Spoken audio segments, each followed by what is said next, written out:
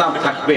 কোন জায়গায় যদি আমাকে বাধা দেওয়া হয় আমি আরেক জায়গায় যাব, তারপর দ্বীনের সাথে আমি ইসলামের সাথে গাদ্দারি করব না, আল্লাহর দিকে চেয়ে থাকবো। কথা বলেন ঠিক কিনা? বন্ধুগণ আমার, ভাইয়ারা আমার, দ্বীন কায়েমের আন্দোলন করতে গিয়ে যদি বাধার সম্মুখীন হন, আর যদি কেউ জালেম হয়ে যায়, আজ নয় কাল নয়, আল্লাহ ধরবেনই ধরবেন, ধরবেনই ধরবেন, আজ নয় কাল। কথা বলেন ঠিক কিনা? আমার বন্ধুগণ আমার, ভাইয়ারা, এই দেশের পরিস্থিতি নিয়ে যদি আমি একটা মিনিট বলি, যেহেতু আমার সাবজেক্ট বিষয় আলোচনা সামনের দিকে উঠছে, আমি কিন্তু রাজনৈতিক বক্তব্য দিচ্ছি না।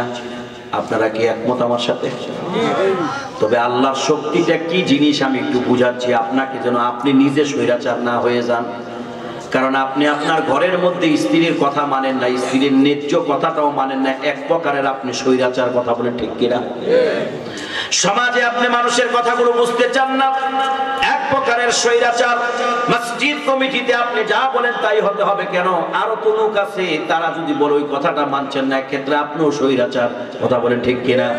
সেই ইচ্ছাচারিতা করে যাচ্ছেন, অথচ নিয়ম 10 জনে মিলে বসেন, পরামর্শ করেন, পরামর্শ অনুযায়ী সামনে বাড়ান। এই জন্য বলছি আমার ভাইয়েরা, ঘরের ক্ষমতা হোক মসজিদ কিবা মাদ্রাসা, সমাজ কিবা রাষ্ট্রের হোক, সে জায়গায় এক পেশে হবেন না, কারো প্রতি অন্যায় করবেন না। ক্ষমতায় বসে এত এত হিসাব করছে মানুষের, আমি ভিন্ন হিসাব করছি কোরআন দিয়া। আল্লাহ রাব্বুল আলামিন কোরআনে কারীমে বলছেন, সে কথাটা বলছি সামনে, আমরা অনেকেই মনে করছি 14 সালেও আসছে, 18তে আসছে, এক পর্যায়ে মানুষ আল্লাহরে ভুল্লা বলা শুরু করছে, কেউ পারবে না নামাইতে মরার আগে।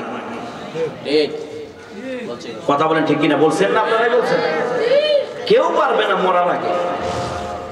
আল্লাহর ইজ্জতে লাগছে, আল্লাহর সম্মানে লাগছে। সূরা মুলক আয়াত নং 1, আল্লাহ বলছেন, তাবারাকাল্লাযী বিয়াদিহিল মুলক, মহান সত্তা তিনি, পবিত্র সত্তা তিনি, যার মুঠোর মধ্যে সমস্ত ক্ষমতা। আল্লাহু আকবার বলবেন না? কেমন মুঠোয় ক্ষমতা দেখেন।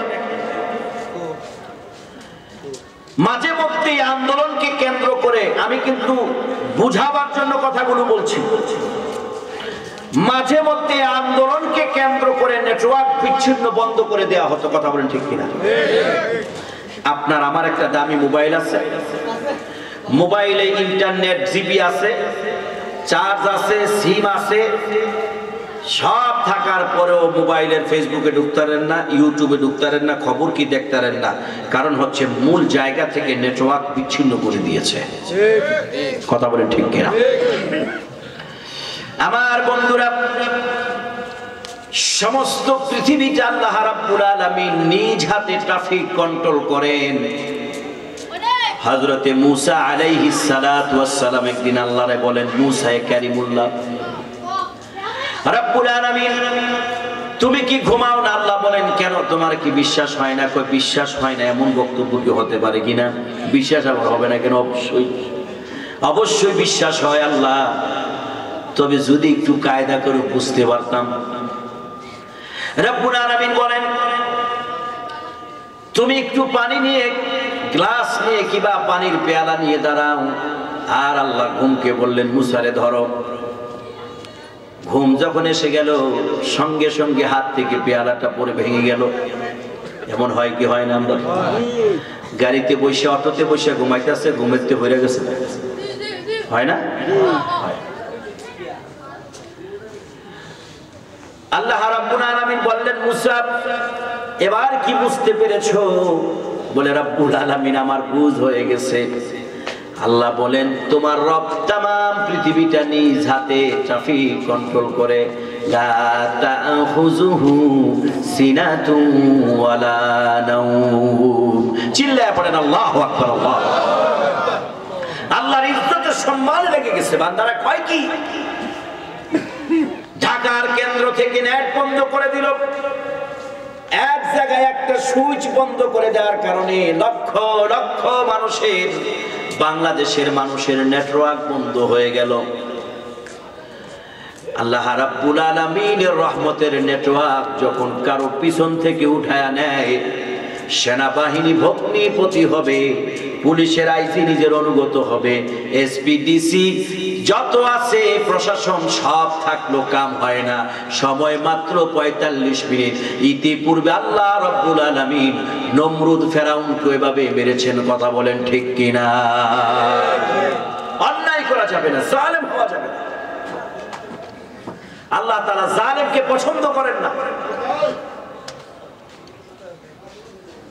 এই জন্য আমার ভাইয়েরা বিনয়, আল্লাহর ভয় অন্তরে জায়গা দিতে হবে। প্রস্তুত আছি তো ইনশাআল্লাহ?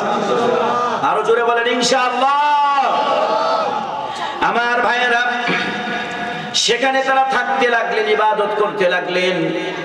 এরপরে আল্লাহ তাআলা যেন তাদেরকে আমাদেরকে মনে করায়া দিচ্ছেন, কুল্লু নাফসিন যায়িকাতুল মাউতি সুম্মা ইলাইনা তুরজাউন। চিল্লায়ে পড়েন আল্লাহু আকবার। প্রত্যেক প্রাণীকে মৃত্যুর স্বাদ আস্বাদন করতে হবে, আর আমাদেরকে আল্লাহর সামনে দাঁড়াতে হবে, প্রত্যাবর্তন আল্লাহর দিকে ফিরে যেতে হবে। কথা বলেন ঠিক কিনা? দুনিয়ার মায়ায় পড়ে হারাম হালাল ভুলে গিয়া যেই দুনিয়া আমি সাজাচ্ছি, এই দুনিয়া কিন্তু আমার না, স্ত্রী সন্তান পর্যন্ত আমার থাকবে না, কেউ আমার না, আমার আমল ছাড়া। কথা বলেন ঠিক কিনা? রিলেটিভ আলোচনাগুলো মনে রাখবেন। আমি ছাড়া, আমার আমল ছাড়া আমি আমার কেউ না। ইন্তেকাল হয়ে গেলে স্ত্রী থেকে স্বামীকে আলাদা করে ফেলা হবে। মসজিদে ঘোষণা হয়ে যাবে, কিছু লোক বসে যাবে জানাজার নামাজের টাইম ঠিক করার জন্য, কিছু লোক চলে যাবে বাঁশ কাটার জন্য, কেউ গোসলের পানি তৈরি করবে, কেউ খাটিয়া দেওয়ার জন্য প্রস্তুত হয়ে যাবে। কথা বলে ঠিক কিনা? আজকে একটা ঘটনা আমার ফেসবুকের আইডিতে দিলাম, অনেকেই পরে বলছেন চমৎকার একটি ঘটনা। আমি আপনাদের সামনে রিলেটিভ চলে এসেছে যেহেতু একটু বলতে চাই। আল্লাহর এক বান্দা চাকরিতে প্রমোশন বাড়তেছে, চিন্তা করলেন লোন করে একটা গাড়ি কিনবো। 25 লক্ষ টাকার একটা গাড়ি কিনেছেন, নতুন গাড়ি, তার খুব শখ একটা গাড়ি কিনবে। গাড়ির ড্রাইভার খুব এলোমেলো গাড়ি চালায়। একদিন হঠাৎ এই গাড়িটা 25 লক্ষ টাকার নতুন গাড়িটা অ্যাক্সিডেন্ট করলো, গাড়ির মালিক ইন্তেকাল করলেন।